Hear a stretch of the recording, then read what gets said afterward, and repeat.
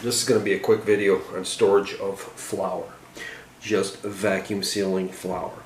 Now, for long-term storage on flour, you must mix in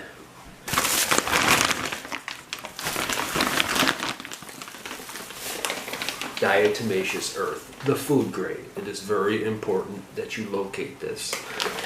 I get mine from earthworkshealth.com. Alright, and it lasts a long time. For long term, 2 teaspoons per pound. There's 5 pounds of flour in here, so I got 10 teaspoons. You mix it really, really good. You take your time and make sure it's mixed really, really good. So, with that, I will measure this all out. I will seal it in these bags, and then I will go through and seal it in the Mylar. You don't have to have a vacuum sealer, but you can go on Amazon and get them cheap. You can go into the thrift store and find them. They are out there for cheap. You don't have to get the $500 food saver. All these bags and the O2 absorbers, you get them on Amazon. You do your flours like this, you do your rice like this. You store it away. Those are the 2 easiest things that you can do for the cheap to offset the potential rising food prices that we're going to be seeing. And maybe even the fact that they may be limiting what we are purchasing. You know, as in you only get 1 can of soup per visit. So you can do your cans and everything, but flour is very important, right? So is rice. They're very cheap, and you can do a lot with them. Now, when I do mine, I usually, once again, do in 1 to 2 cup increments, so I know exactly how much in the bag. I open that bag up, I use it, pitch the bag. That's the whole idea behind my storage.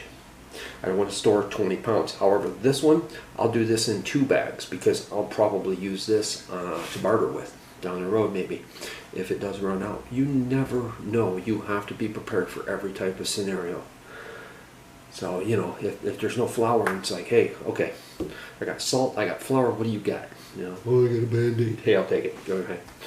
There you go. So, with that, you don't need to see me physically seal this up. I just want to let you know that you add the diatomaceous earth, 2 teaspoons per pound for long-term storage. Okay, so in the end, I got 5 pounds. Did it in 3 different bags and with 1,000 cc to top it all off inside the Mylar. So air that does escape through the plastic at some point, the degradation. This is sealed. So that's my last line of defense basically. Now, what I also do, what I do for my own personal, is that I'll take the bag, I will open up the bag, I will pour it all out, I will mix my diatomaceous earth, and then I will actually literally put it back in the bag, nice and neat, fold up the bag so when I seal it, I don't get a whole lot of dust and stuff coming through here, okay? So there's 2 different ways to do that, and I did this last month, but that's rock hard.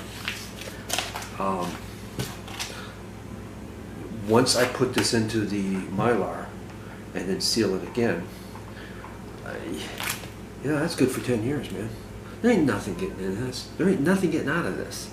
There's no bugs gonna hatch. Once again, you mix the diatomaceous earth in there, any little shells, bugs, seeds, eggs, or whatever, first of all, there's no oxygen. Second of all, once it gets, even if there was, once it gets, it kills them. Diatomaceous earth kills bugs because it gets on their shells and it dries them out. Just basically dehydrates them to the point where they're. So anyway, these are simple ideas that you can do. You don't need, a laboratory in your house, with all this crazy stuff going on. Rice and flour, especially cornmeal. You can do, if you get the good deal on like the flax meals and stuff like that, Most of the time you don't, but if you do, man, grab them. You will, you won't thank me, but you'll thank somebody later. All right, so have a good day.